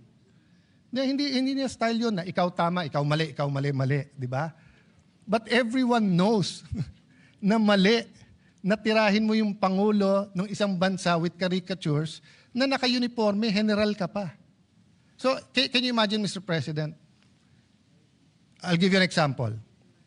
Si President Trump at yung North Korean president. Kasagutan sila. They went to name calling. So tinawag ni President Trump na rocket man. Sumagot din si Kim Jong-un, no? Walang problema yun, Mr. President, kasi official yon. Kasi pag ginawa ng Pangulo in international affairs, susunod na yon. So kung may mga opisyal ng gobyerno na sinunod si Trump at tinawag siyang rocket man, which I think the White House spokesperson, I'm not sure the Secretary of State if they followed, but then nung nagkaroon ng meeting sa Singapore at nagkamayan sila at umiba yung asta ni President Trump, he was still firm, he still drew the red line, but hindi na niya inaalaska ang Pangulo ng North Korea. You expect na everyone beneath him toes the line. Sa atin, nakita nyo naman po, kumakamay, lumapit ang Pangulo. Was that APEC or ASEAN, di ba? Just so that ma-communicate, may dispute tayo pero neighbors tayo. Di ba? Para ma-dispute, walang personalan to. For whatever purpose, I admired President Marcos for going near the Chinese president. And then may general ka, ganito nangyayari, tapos hindi kayang sabihin ng Senado, mali. So the gentleman from Pampanga expects the Senate to say na mali ang Chinese ambassador sa pakikisagutan kay Senator Risa sa kanya, pero wala tayong wherewithal, wala tayong pakialam, sabihin sa isang general, boss, mali ka naman kasi. Oh. So, hindi pwedeng pag senador, meron tayong immunity, mas mataas tayo sa iba, pag tayo tinira, rest back kagad ng Senate. Pero kapag ka-general, tama naman yung 99% niyang ginawa, kaya yung 1%, sabihin na lang natin, official din yon. Simple lang po tanong ko Is it in the performance of his official duty? Ang bigat po niyan kung sasabihin natin yes. It will ripple not only through our military, but it will ripple in time. It's being watched by students who will be our future diplomats, Mr. President. So I cannot stand here and accept na yung mali pwedeng maging tama. Again, Mr. President, if it is rhetoric, president to president, we're uncomfortable with it, but it's part of the negotiating. So President Trump does that a lot. But once na tumigil siya, once nakamayan na, tigil na rin lahat nung nasa ilalim niya. Hindi naman pwede ang sasabihin natin dito, ang mali ang presidente. Kasi siya, hindi niya binabastos ang Chinese president. So ang general ang tama, ang mali presidente. You cannot reconcile that. No, it defies logic, Mr. President. What the president does, the executive follows. Tayo sa legislative, pwede tayong mag-comment. Pwede tayong mag-resolution katulad para kung ano ang tama at mali. That's why, Mr. President, I want to know, sino-sinong official ba to? Sa Senate, sa House, sa interest nila. Kasi yung DND, medyo klaro yun. Nakita ko yung mga statements, etc. And yung DND, mismong si SND ang nagsasalita. So in behalf of the President yon. So kung gustong i-correct ng Presidente yon, i-correct niya. Hindi naman spokesman ng Presidente ang nakikipagdebate doon Hindi naman spokesman ng DND. At sagutin man nila, sinabi na ni DND, yun din ang stand niya. Eto po, hindi. At yung DND po, despite my agreement or disagreement with the Secretary of National Defense, I haven't seen anyone in the DND come out with caricatures of generals of the opposing side or of the president of the other side. Our generals are officers and gentlemen. Is it too much to ask that yung pagiging officer and gentleman sa AFP, PNP, BJMP ay ganun din sa Coast Guard natin? Is it too much to ask a gentleman from Pampanga? Masyado bang malaking ask yon na, boss, paglaban mo Pilipinas pero wag tayong bastusan? Well, because the gentleman from Taguig finds it unacceptable, Mr. President, and therefore that is his position. We do not find that unacceptable, Mr. President, under the circumstances, particularly because China, for the longest time, has been aggressively, illegally encroaching on what is ours. So if these statements are taken in isolation, perhaps I might be able to understand where the good gentleman is coming from, but it's not taken in isolation. It's not just Commodore Tariela's statement. It is, and the remarks of the Chinese embassy towards and reaction to his statement. It's also what the Chinese embassy has attacked the senators, congressmen, Mr. President. And if I may add again, this is not just an issue of Commodore Tariela. Let's not minimize the issue. We beg to disagree, and with all due respect, putting the issue simply as Commodore Tariela and his actions is minimizing the issue. And somehow, who benefits from minimizing this issue? China, Mr. President. The good senator may not be his intention, but Mr. President, from this point, from this perspective, from this representation's perspective, minimizing the issue, disregarding or taking it in isolation, and isolating Tariela's actions from the insults and the unparliamentary language of the embassy, threatening our men in uniform, Mr. President. Parang biglang hindi na pinag-uusapan lahat ng mga pangiinsulto, pananakot ng China dahil andito tayo naipit sa pagdepensa ni Commodore Tariela at kanyang mga kilos. I hope the good senator gets a broader or looks at it in a broader perspective, Mr. President. Mr. President, sino ho nagmi-minimize? Siya po ang nagmamadali. Ayaw niya mag-hearing. Kung magkakaroon ho ng hearing, lahat ho ng issues, yung sinabi ng DND, yung ginagawa po sa Ayungin or sa BP Sierra Madre, yung pong ginawa po sa Scarborough Shoal, Aquino administration, Duterte administration, Marcos administration, yung pong hinanakit ng ating mga Coast Guard sa nangyayari sa kanilang araw-araw, sa mga nasa Pag-asa Island po, sa kakulangan po ng pondo. Lahat po yun madidiscuss natin. Paulit-ulit po ang gentleman from Pampanga na parang ako may kasalanan na pinag-uusapan po si Senator Tariela, tinamad po sila na ilagay ang mga pangalan ng mga opisyal na sinasabi nila sa resolusyon. Kaya malinaw naman ang tanong ko, sino-sino tong mga opisyal? Ang alam ko lang si Commodore Tariela. Tapos sasabihan niya ako, I'm minimizing. Tapos babasahan niya ako ng paano mga taga-DND, paano para bang hindi ko sila kinakampihan. Bulok na yung style na yan eh. Yan yung style na pro-China, anti-China, pro-Philippines, anti-Philippines, no? Paulit-ulit na tayo dito, magkakampi tayo pagdating sa territory ng ating bansa. Magkakampi tayo pagdating sa sovereign rights ng ating bansa. May I ask this question? When the military decided to pave the way, to build a runway sa Pag-asa Island, was there any objection by any department in our country at that time? Well, Mr. President, with all due respect, Mr. President, I think we have exhausted Mr. President, this do we debate. have closure here? No, Mr. President, but I Mr. no President, longer would like to No, on one hand, Mr. President, respond sabi niya, to further miniminize ko. questions, Mr. Nung President. nagtatanong naman ako ng ibang opisyal, ayaw naman sagutin. Sino President, nagmi-minimize? Mr. President, I have the floor. the I have the question- floor. Mr. President, point of order. I have the floor, and I would like to manifest that we believe this has been exhausted. For 2 weeks, Mr. President, we have debated this, and I think we have ventilated the issue enough, and it is time for a vote, Mr. President. I will no longer yield to questions, Mr. President. Mr. President, Majority Leader. Mr. President, before that, can I just reiterate my question? Go ahead. Kung hindi niya sasagutin, imamanifest ko lang yung sagot sa sarili kong tanong. Ang tanong ko po sa kanya, nung sinabi ng military, ganyan na nangyayari sa West Philippine Sea, lagyan na natin ng runway, ayusin na natin ang Pag-asa.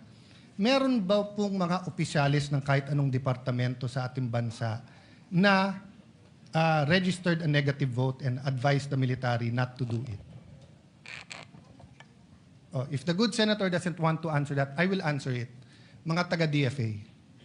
Ang sabi ng mga taga-DFA, during the time, this was the time of President Aquino, it will weaken our case. Because precisely, the rocks, the features that are being reclaimed, etc., malakas ang kaso natin. Nasunod po yung military at tingin ko tama naman. But none of us told yung mga taga-DFA na pro-China kayo for having a different opinion. Di ba? None of us. Why? Kasi iba trabaho ng DFA sa DND. Iba trabaho ng DND sa Coast Guard. So, Mr. President, dapat burahin na natin yung nagdi-discuss tayo ng maayos. Napikon ka sa statement ng iba, re-rest back ang senador. Buti nga, sinasagot kayo eh. Mas malaking insulto ko, hindi kayo sinagot eh. Sinagot kayo, edi magsagutan kayo, pero gusto nyo, buong Senado ang re-rest back nyo. Ako, kung may kadebate akong embassy, kami lang yun. Kung kailangan ko tulong ni Brother Robin or ni Senator Marcoleta, kakalabitin ko, tulungan. Pero hindi ako magfa-file ng resolution sa Senado para tulungan nyo kami, bugbog kami sa China. Tapos pagka hindi ka pumirma, pro-China ka. China lang ang lumalaki dito. Okay. We'll go to the corollary question there. I was going to ask the gentleman, ano ang ilan responsibilities natin under UNCLOS. Will the gentleman answer that or will I answer myself? So since the gentleman will not answer that, I will answer it myself, Mr. President. So under our maritime entitlements, meron din responsibilities doon. For example, Mr. President, managing our maritime resources. So walang problema yung non-life, for example, natural gas, di ba? Siyempre yung ecological balance lang dyan. Pero let's say fish, let's say yung mga coral reef, trabaho ng Coast Guard siguraduhin na walang nagda-damage niyan. So kung ang Coast Guard natin at Coast Guard ng China ay nag-aaway parate, mahirapan silang dalawa na i-enforce ang mga restriction na nakakasira ng ating environment. That's why, in the past administration, everyone was allowed to speak except the Coast Guard because of the next responsibility, the prevention of life and there's a official term doon, but since walang taga-ano dito, prevention of loss of life and so may official term yan, Mr. President. Ang punto nun, kapag ka may barko halimbawa na lumulubog o nabangga o tinamaan ng bagyo, you cannot say no. You have to help. Diba? Magtutulungan kayo. So kung ang Coast Guard ng China at Coast Guard ng Pilipinas ay hindi magkasundo, kawawa yung ating fishermen. That's why unanimous yung ating resolution about water cannon. Our diplomats have been telling China the same thing. Mag-away yung iba pero wag yung Coast Guard natin. Kasi kung may fisherman ka rin na Chinese at may kailangan yan, tutulungan din ng Pinoy yun. Wala nang nationality pagkabuhay na. Diba? So, two sides eh. On one side, we are advocating umayos naman yung Chinese Coast Guard. Pero kung papayagan natin, yung spokesman ng Coast Guard naman natin ang mambastos, hindi mangyayari to. So anyway, Mr. President, marami pa akong gusto sabihin, but siguro dahil may LEDAC tayo tomorrow, maraming importante. Ang question ko lang, Mr. President, paano yung amendments? Hindi ba natin ilalagay kung anong mga statement na to? Kasi paano natin pagbobotohan kung hindi natin alam kung ano yung mga statement na to at sino tong mga opisyal? This resolution is so general. Mr. It can President, mean anything. Mr. President, I'm not yet finished. You said you don't want to speak anymore, then don't speak. It's your privilege. But if you don't like what I'm saying, Mr. President, no, Will you please tapos address na ako eh. the- Point of Tapos na order, ako. Mr. Please, President. address the chair. Do not We must address vote. I'm sorry for that, Mr. Mr. President. President. Yes, Mr. I'm sorry for that, President. Mr. We President. move to strike off the record the... I withdraw that statement, Mr. Thank you, President. Mr. President. I apologize for that. All right, the statement is Yes. withdrawn. Perhaps what we can do is that let us then terminate the period of interpellation and open the period of amendment so that we can incorporate the amendments proposed if the sponsor will moved. accept or not. I agree with you, Mr. President. Jordi. No objection. So move, Mr. Yeah. President. No objection. Majority Leader. Yes, but before we do that, Mr. President, there was a internal agreement between Senator Marcoleta and Senator Kiko Pangilinan to allow him to just give a brief manifestation before we act on the resolution. Yes, but you can already close the period of interpellation and manifestation before the amendment so that I'm we so can moved, Mr. facilitate. President. The period of interpellations be closed. All right, any objection? Hearing none, period of interpellation is closed. We recognize